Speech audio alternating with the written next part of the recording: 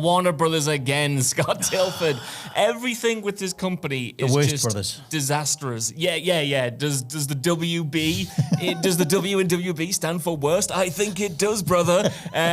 This company, man, obviously has had its issues for years, especially since it merged with Discovery and David Zaslav became the CEO and started making insane decisions, quite frankly, including canning completed movies and projects and pivoting towards an IP focus that so far hasn't played out. But the biggest question has always been over the video game side of things, because we did a news earlier this year, I think it was, where there was reporting coming out from the actual inside executives from Warner Brothers who were going on the record and saying that, look, gaming is an untapped market for us. All of our future, we could hedge on video games because have you seen these profits that Harry Potter made? Have you seen all these profits that Mortal Kombat have made for us? Why don't we do more video games? Why don't we go all in and make live services and just, boost our company by doing that? Then they encountered their first big flop with Suicide Squad, but even Gotham Knights from 2 years ago now, a year and a half ago, which also didn't do well. And it seems like they've pivoted entirely. And now, Scott Tilford, according to the Financial Times, they are back in the position which they were in a few years ago, where they're looking to either sell these companies in their gaming division or sell a huge stake in the gaming division as a whole. Apparently, this comes from the fact that they're looking for ways to make money as a company. They're looking for a way to get their share price up, because the Financial Times reports that's absolutely plummeted, again, with all of these bad decisions and flops over the past few years.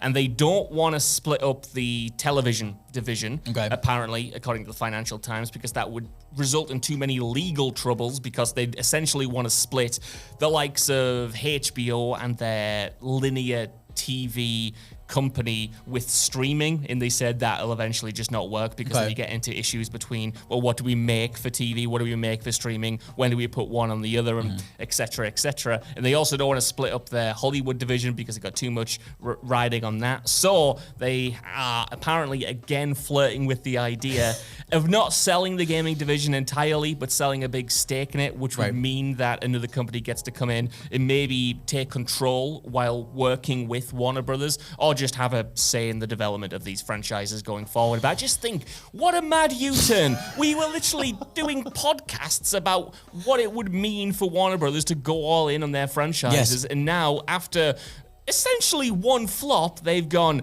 nah, I mean, no more. The thing is, we were talking about this before we were recording the podcast, but they flirted with this idea a little while ago. There was I forget what the specific acquisition was, but it involved Warner Brothers, maybe AT&T.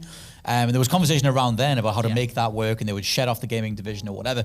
But it's just, there are so many nakedly bad decisions in real time that I feel like even the more casual follower of video games or media as an entity, or various entities like film, TV, gaming, has seen. Like the weird HBO Max split thing, and then now there's rumors that they're going to go back to the HBO branding because Max hasn't worked, which clearly hasn't worked. Things like David Zaslav just saying, hey, we should do more with video games, whilst Hogwarts Legacy was demolishing the charts. Like, just obvious dumb stuff from the top down. And various projects being rejected that sounded cool or whatever. Something like, when you mentioned all this about the idea of them, the gaming division splitting off and maybe various teams splitting off, free Rocksteady. Let them walk free. I fear for Rocksteady every day post Suicide Squad, and especially if Kill the Justice League is the nexus between all these decisions right now. Rocksteady themselves are likely not having very fun conversations behind closed doors, and I hope they don't go the way of X number of developers that have been laid off across the last few months, like Tango Gameworks with Hi-Fi Rush or Arcane or whatever. It just seems like Warner Brothers overall took too much on. Kind of like the report that we just did on Bungie, trying to split a team between too many different people. And obviously Warner Brothers are the umbrella over various teams, but they just can't run stuff. We're still in the middle of the James Gunn rebooted attempt at doing all the various DC heroes, which seems to have a bit of momentum, but I feel like people are cautiously optimistic and actually believing in any of that stuff in case it gets canned again. Like, there's just no belief that WB can bring anything together. And if you're a shareholder, you're of course going to say, well, my money's not safe here.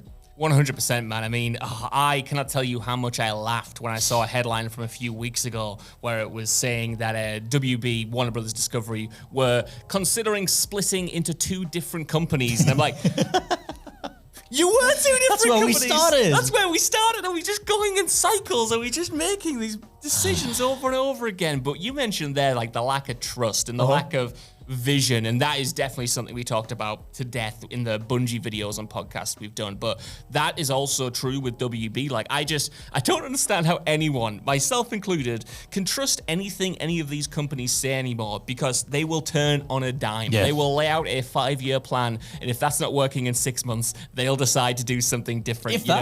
If that, they laid out their plan for the gaming division earlier this year, and now it seems like they're already reneging on it or trying to go down a different route. And I understand you got to react to the market, you got to react to the products you're putting out and how well they're received. But WB seems to be all over the place. It's where, like you said, even something as simple as branding for a streaming service, they just can't commit to. It's HBO, it's HBO Max, it's going to be something else, Discovery Plus, whatever it is. They'll be doing the thing that every big corpo does right now.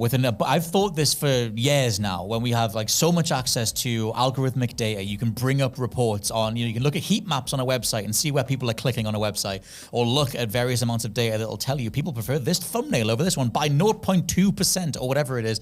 You give that data to people who are data minded, who don't necessarily have a creative vision or something to believe in regards to a specific authorial vision for something. I'm getting very fast here, but still, you do that with data-driven people, and they go, well, that's working. We'll shift everything towards that because the algorithm said so. Look at the AI bubble slowly deflating right now, if it was ever inflated in the first place.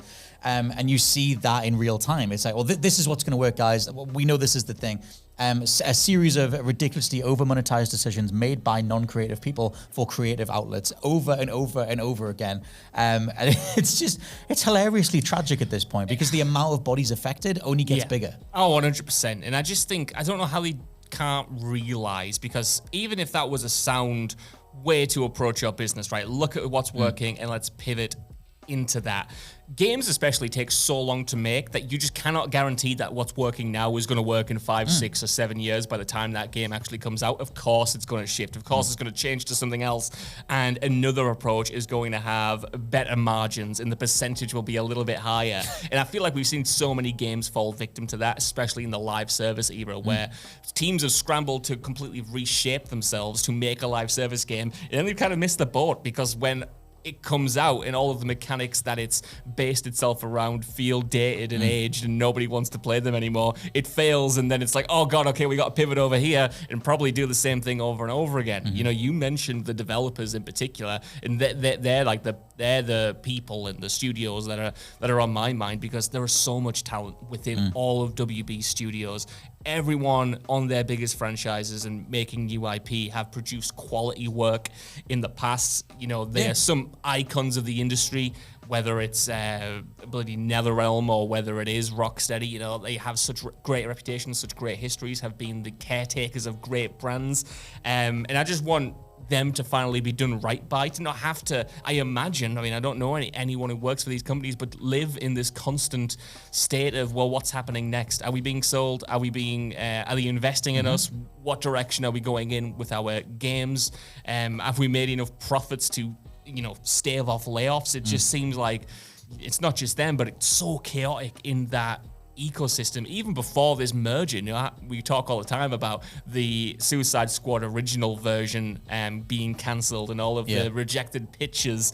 For 11 years solid. Yeah, for 11 years solid, just this constant, again, like Bungie, mismanagement, but it's never, again, the people who are having to deal with that mismanagement. It's never the people implementing that mismanagement who, end up having to pay in terms of responsibility, because now someone like David Zaslav can go, hey, yeah, we've made mistakes, but it ain't my fault, and I've got good ideas that will right the ship, and they almost certainly won't. I'd love to I see do not them. trust that guy. No, I'd one love to bit. see them. I feel like in regards to, because I mentioned the DC stuff before in terms of the different heroes and everything, there was that idea, it would have been at least a year ago, of launching, it was like one voice actor per character, the idea of tethering together a video, like say Batman, like a video game for Batman, a movie, an animated series or whatever, and you would have the same voice actor, would tether it all together, one big shared universe, and that was what James Gunn was meant to be helming. I don't know whether that's still their overall thing. It seems like obviously when you follow James Gunn on Twitter, like is showing, there's pictures from behind the scenes for Superman. Like that movie is wrapped and that thing's going ahead and things like that. But on the gaming side, like are Rocksteady now bolted to this new version of Batman because that's what they did previously, and that is now the new bet to do. Whereas a couple of years ago, it was like, no, live services, Suicide Squad's going to work. Let's do this. Like, I mean, more than a couple of years ago, but like let's pivot back into that and make it work again. Like if it is sometimes it's so easy to think, well, they're a really big company with all this money, they must be making the most calculated risks possible, and not something as simple as the whim of an executive on a given week. Which the more reports come out, and even like I said about the likes of Bungie, it does boil down to the whims of an executive on that specific week, because their gut feeling is the thing that is guiding that team on that particular month or whatever, and they just have to live with it for the following years and try and make it work, even if that's not where the expertise is. It just makes me wonder about all the teams that are under Warner Brothers. And I would throw in as well Greg Miller's comments on the Wonder Woman game that Monolith are bringing together. We did a video on it, or maybe me and Ewan did. But I think so, yeah. Greg Miller, when he was reporting on this, again, it would have been a few months ago, ostensibly said that they might as well just shut the project down because of how back and forward Warner Brothers' direction has been for what the Wonder Woman game should be. And that seems to entail microtransactions or monetary practices, or however you can monetize the Nemesis system that was first seen in Shadow of Mordor, by applying that to Wonder Woman in the Wonder Woman world. And there's a video on that if you want to go and get the full picture on it. But it does seem like if you're working for Warner Brothers, they do not know what they want. In regards to with the movie side, the TV side, the video game side, and especially the video game side. Like that's where the most money is. Like you said as well, if you are planning on tethering the different parts of your company together, or at least that was the plan a few months ago when, like you said, they were wanting video games set in the worlds of their new DC characters and other IP. Being a video game developer right now especially is so precarious, right? Like, even if you're working on the biggest franchises, you have no idea if you have job security, you have no idea what you're going to be doing once the project you're working on ships, if it ever ships. And I just think with how hard development is anyway, if you're making these tethers, one, that's going to increase the load, but two, if you're not following through on the projects that you have in development, say Superman comes out, and I hope it doesn't flop, but say it flops, and say the next DCU film flops, and then WB decides, actually, this isn't working, let's scrap this.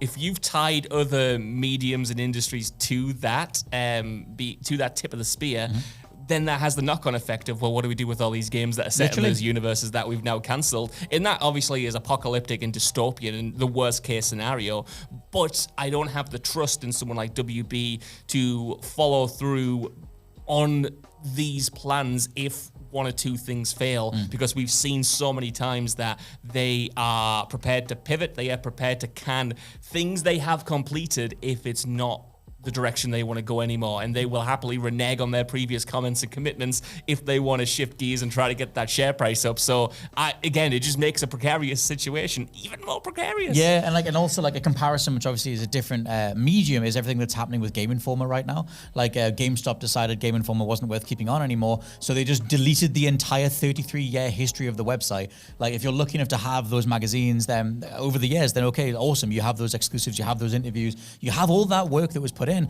But if you go on GameInformer.com, it's just wiped. All the URLs look like something is there, but they all default to the same farewell message, because the archives have just been wiped out because someone at the top said that's not worth maintaining anymore. And as a follow-up to that, the Game Informer staff did do a farewell message that was then deleted by people above them who also had access to the Twitter account. So it's like, it is just numbers on a screen to a lot of people, and you can argue it always was, but to some degree, it's far, maybe we're exposed to it a lot more now. But there's something about the creative works of so many different people. And if you bring it back to game development, art departments, coding teams, like whatever it is, investing so much time. This does take years of, going all out exhaustively, bringing something to life, only for it to be sideswiped because it didn't make a certain number. And the ongoing conversation around that is it's just ridiculous.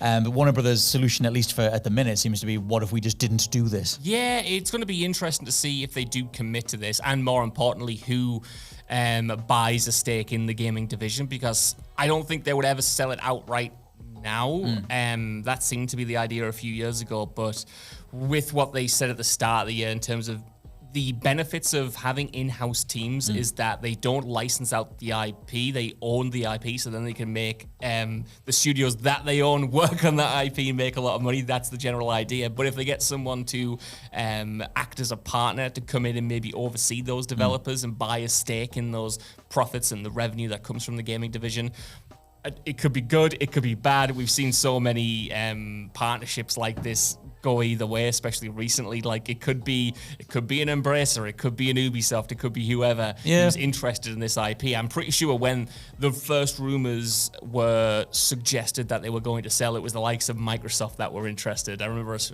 commenting on that way back in the day. So maybe it's something similar. I mean, Microsoft, they love an acquisition. They love an acquisition. They love buying into things. Maybe it's a Sony, who knows? But it's again, it's just more things that are up in the air for the gaming industry right now, and more just how much the future looks unknown right now is kind of crazy for even the biggest studios right at the top. We're just living in the air right now. It's just Tears of the Kingdom floating islands in the sky. Like there is no grounding other than a little small amount that you can get before you're back into midair again. Just generally, have you seen a business be tanked quicker than WB over the past few years? Like across all departments, and obviously some departments are still doing well. We still have had good games. We still have had great TV shows from HBO. We've had some great movies in between, but just generally the downward trajectory, and I think maybe more importantly, the downward spiral of reputation and perception. Like who trusts WB in the modern age? It's always underestimating an audience, underestimating the consumer, whether that's like the shareholder consumer, which I have far less understanding of, or whatever it is, but misunderstanding your audience and just thinking people will accept the worst slop, or that they can't identify what you're doing. And trying to stitch together various supposable bankable elements like Suicide Squad. And the vast majority of people just go, we're good, thanks. We see exactly what this is and we're fine. And then, like I said, when they're so nakedly doing that, and you get the statements from the conference calls and everything that only back up how aimless the whole thing is, it's so easy to just step away from it and just be like, you guys do something and we'll show back up when you know what the F you're doing, which isn't right now.